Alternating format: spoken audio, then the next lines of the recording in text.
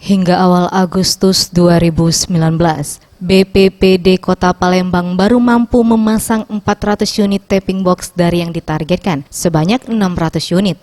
Tidak tercapainya pemasangan tapping box ini diakui Kepala BPPD Kota Palembang karena ketidaksiapan vendor.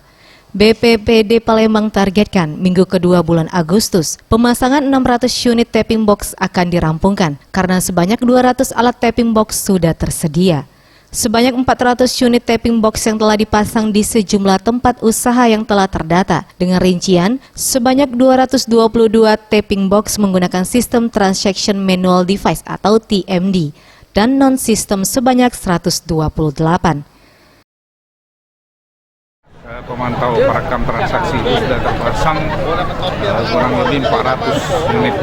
Jadi dari 400 itu yang TMD, yang sistem itu ada sekitar